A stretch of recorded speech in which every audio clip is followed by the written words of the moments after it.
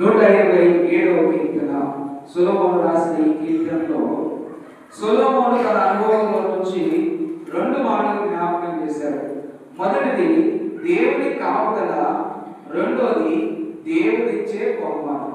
మొదటిది దేవుని కాపుదల, రెండోది దేవుడిచ్చే బహుమానం.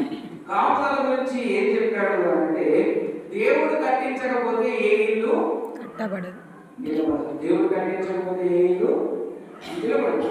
దేవుడు కాపాడకపోతే ఏ పట్టణము కాపాడదు. కాబట్టి దేవుని యొక్క కాపుదల అనేది మొట్టమొదటిగా మనకు ప్రాముఖ్యమైనది. దేవుని యొక్క కాపుదల అనేది మొట్టమొదటిగా ప్రాముఖ్యమైనది. మనం శ్రమల్లో ఉన్నా, ఇబ్బందుల్లో ఉన్నా, వేదనలో ఉన్నా, ఎలాంటి పరిస్థితుల్లో ఉన్నా ఇదిగో దేవుని కాపుదల అనేది ప్రాముఖ్యమైనది. దావీదు భక్తుడు అంటాడు, గాఢాంధకారపు లోయలో నేను సంచరించినను ఏ అపాయములకు భయపడను.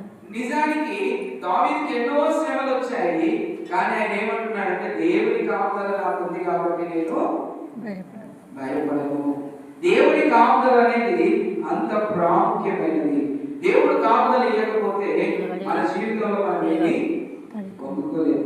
ఎంత డబ్బున్నా, ఎంత ఆస్తి ఉన్నా, లేని స్థితిలో ఉన్నా దేవుడు చూస్తేనే, దేవుడు కాపుదలిస్తేనే సమస్తము సాధ్యమవుతుంది. కాబట్టి ఈ రోజు వరకు మనమందరం ఈ విధంగా ఉన్నాము అంటే ఒకటే కారణం ఏంటి అంటే దేవుని కాపుదల మనందరికీ ఉన్నది. ప్రత్యేక